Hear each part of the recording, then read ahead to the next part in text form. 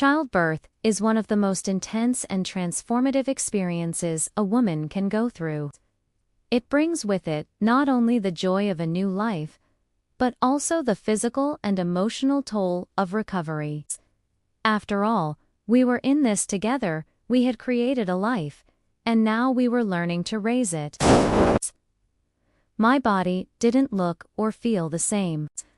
But because I felt more comfortable that way as I navigated these new changes, he didn't say anything negative, and for a moment, I felt hopeful that things between us could return to a loving rhythm, even if things weren't exactly the same. I had new curves, stretch marks, and a softness in my stomach that hadn't been there before. But I also felt proud. This body had brought our child into the world. I hoped my husband would see that too. It felt like my most vulnerable self had been dismissed, even shamed, by the person who was supposed to love me the most. Right before anything even started, my husband casually suggested that I should wear a shirt again, like last time.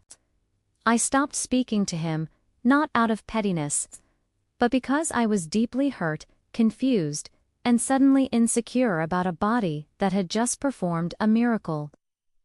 Confused and a bit taken aback, I asked him why. It wasn't anything fancy juiced one of his oversized tease, but it made me feel protected, hidden, in a way that let me focus on the experience without worrying too much about what he might be thinking when he looked at me. It wasn't about emotional connection or tenderness, it was about hiding the parts of me he now found unappealing. That realization stung more than I expected. It made me feel like that night hadn't been intimate at all, just tolerable to him. Because I had unknowingly met some unspoken standard, and that broke something in me. I assumed, maybe foolishly, that he understood that. Was he only able to enjoy it because I hid my stomach? Had he been silently judging me, waiting for the chance to speak up? One where the person I trusted most, couldn't he look past a few extra inches of skin to see the woman and mother I had become? When he made that second comment, the one that shattered my self-confidence, sight was no longer just about one moment. It reframed everything. It made the first time feel like a lie I had told myself, so I wouldn't fall apart. At that moment, it had felt like a small victory, a return to closeness. A glimmer of hope that we could still be us, despite all the changes. I'd read stories from other new moms, saying it was painful, others saying it felt like starting from scratch. I also felt incredibly self-conscious about how my body had changed. He didn't look at me with judgment or discomfort. We moved gently, at a pace that made me feel cared for. I even thought, maybe he still finds me beautiful. I let myself believe that he appreciated what my body had just done carrying, our baby, enduring hours of labor, pushing through exhaustion. I thought that maybe, just maybe, I was still desirable in his eyes, even if I didn't feel like the same woman I was before. My stomach was still soft, my hips wider, and there were still faint scars where the stretch marks had bloomed. Even so, I wanted to try. Not because I felt pressured, but because I missed feeling close to my husband. I missed being seen as more than just a mother or a milk machine. I wanted to feel like a woman again, his woman. Now, looking back on it with the weight of his later words pressing on my chest, I began to question the sincerity of that experience altogether. That when he hit me with words I'll never forget. He said my post-birth belly was uncomfortable for him to look at, and that it would probably turn him off. Like many new mothers, I followed all the guidelines from our doctor to allow my body the proper time to heal. That meant no sexual activity for the first 6 weeks postpartum, a standard recommendation to help reduce the risk of infection and give internal wounds time to recover. It was a difficult period, but I was focused on healing, bonding with our baby, and gradually adjusting to my new normal for new mothers. Those first few weeks after delivery are filled with overwhelming challenges: sleepless nights, hormonal changes, physical pain, and the responsibility of caring for a tiny, fragile human being. In the midst of this whirlwind, there's also the hope that your partner will be there to support, comfort, and uplift you. That was exactly what I expected, especially from my husband. When the 6-week mark arrived, I felt ready, not just physically, but emotionally, to reconnect with my husband in a more intimate way. Our first time being intimate again was surprisingly positive. I wore a shirt to cover my torso, not because he asked me to, but that sense of comfort and confidence didn't last long. During our second attempt at intimacy, things took a sudden, painful turn. Just like that, everything changed. It wasn't just a comment about my body, it felt like a rejection of all the effort, pain, and sacrifice I had made to bring our baby into the world. And that's where the silence began, not just between us, but inside me, too. After his harsh comment, my mind couldn't help but drift back to our first time being intimate again after the birth. That night, 6 weeks postpartum, I had been nervous. I wasn't sure what to expect. To ease some of my insecurity, I chose to wear a shirt that night. And that's what made it feel so good at the time. He didn't say anything negative, but in hindsight, that moment was only peaceful because I had been covered. I began to wonder if he had been biting his tongue the entire time. What was supposed to be a healing, bonding experience now felt like the first chapter in a story of disappointment. That realization that maybe he had only enjoyed the first time because I was covered was painful enough. But what came next cut even deeper. His actual words the second time we tried to be intimate were like a slap I never saw coming.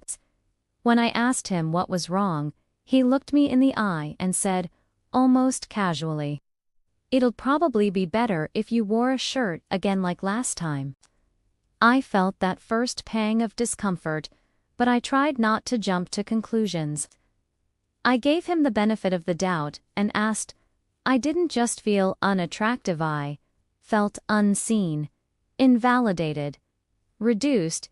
He ended up sleeping on the couch, and I didn't say a word. Not because I wanted to punish him, but because I honestly didn't know how to process the hurt. I was trying to heal from childbirth, and suddenly I had to start healing from him, too. Like everything I had gone through meant nothing if I didn't come out of it looking like I had never been pregnant at all. I began to shrink away from intimacy, even simple gestures like a hug or a kiss. I pulled back when he reached for me. I tensed up when he walked into the room while I was changing clothes. Postpartum is already a fragile, isolating time for many new mothers. You're sleep-deprived, hormonal, constantly giving yourself to another tiny human who needs you every second. Your body doesn't feel like your own. Your identity shifts in ways no one can prepare you for. I needed support. I needed reassurance. I needed to feel loved and seen and safe. I used to feel safe around him, but now I felt exposed, like I had to hide myself, not just physically, but emotionally. His words told me, without directly saying it, that my value to him was now tied to whether or not my body bounced back quickly. Spit lingered. It haunted me during late-night feedings and quiet moments when I should have been resting. Because in that silence, I found the only space where I could process the pain without hearing another word that might break me even more. I kept replaying the scene in my mind, wondering if I had overreacted, if I was being too sensitive. But every time I circled back to it, the same truth hit me. I deserved better. I deserved empathy, not criticism. I deserved love, not judgment. His words sat heavy on my chest, like a weight I didn't know how to lift. I carried that weight into the next day, and the day after that. Something had shifted inside me the moment he said my postpartum belly was uncomfortable to look at. It was about the deeper message his comment sent, that my worth was tied to how closely I resembled the woman I was before motherhood. But I'm not that woman anymore, and I don't want to be. I grew and changed in every possible way. My body transformed, yes, but so did my heart, my mind, my entire world. And instead of embracing that evolution, he treated it like a flaw. It was like a crack had opened between Usmal at first, but growing wider with every passing hour of silence. Why? Hoping maybe he just thought I looked cute in it, or something light-hearted like that. Where I had once seen strength and survival, I now saw flaws. I started examining my reflection in the mirror with a critical eye, pinching at the loose skin on my stomach. Noticing the faint stretch marks I had once worn with quiet pride. It was like his comment had replaced the narrative I had been telling myself. No longer, you are powerful. You gave life, but instead, you are unattractive now. After everything we had been through, after everything I had been through. Never expected my husband to say something so blunt, so insensitive, and so deeply wounding. We were getting ready. Nothing had happened yet, and I could tell he was hesitating. Instead, what I got was, "It's just that your tummy is kind of uncomfortable to look at. It might turn me off." Those exact words. As if I were just some visual object, no longer pleasing now that I had done the incredible work of carrying and birthing his child. It hit something deeper. It felt like a betrayal of everything I thought we had. This wasn't a stranger or a random critic on the internet, this was my husband, the father of my child.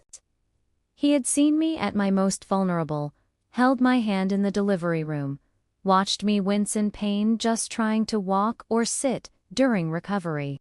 And now, instead of seeing strength, love, and transformation, all he could focus on was the way my belly looked under the bedroom light. I froze. My heart sank so fast I couldn't even form a response at first. My postpartum belly still soft.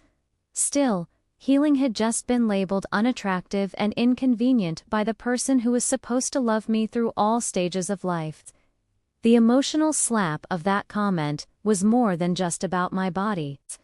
It's hard to explain how deeply that one sentence burrowed into my sense of self. That night, I couldn't even look at him.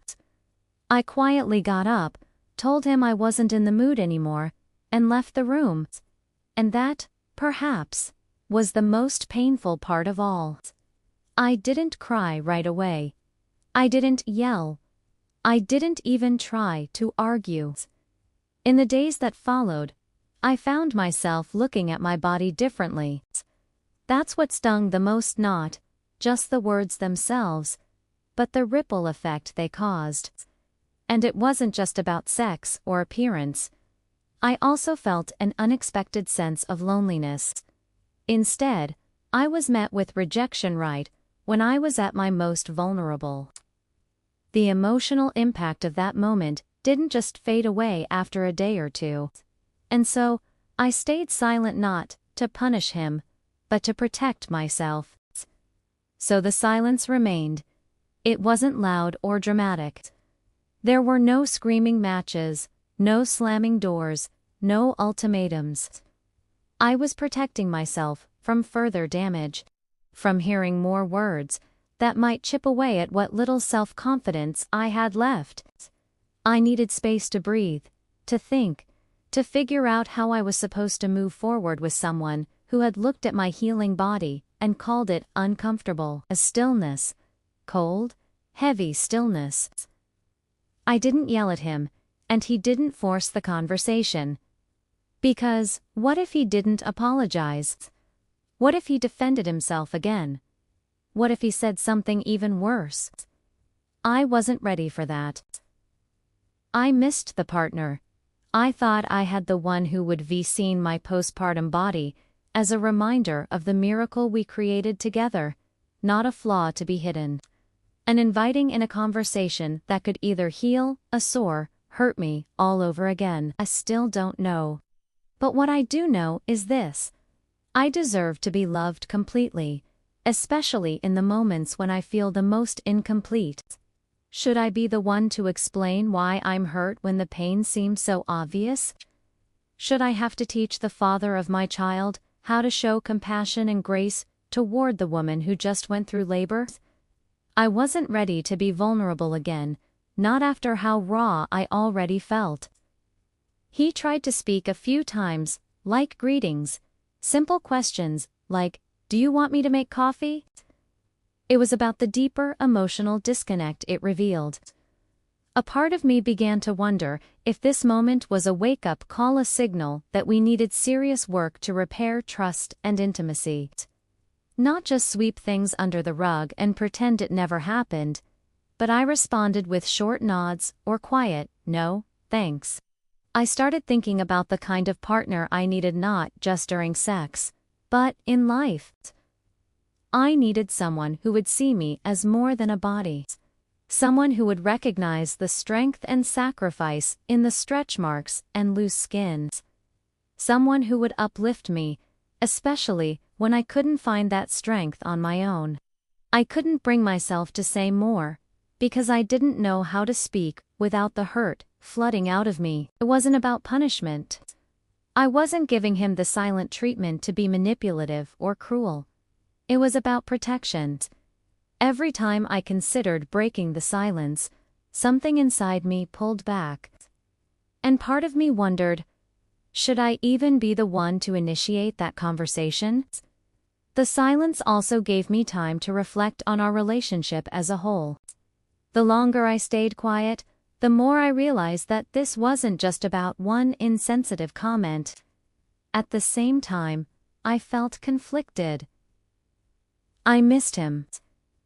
I missed the version of him who held my hand during contractions and told me I was doing amazing. So now I stand at a crossroads. Do I continue protecting myself with silence, or do I risk opening the door again?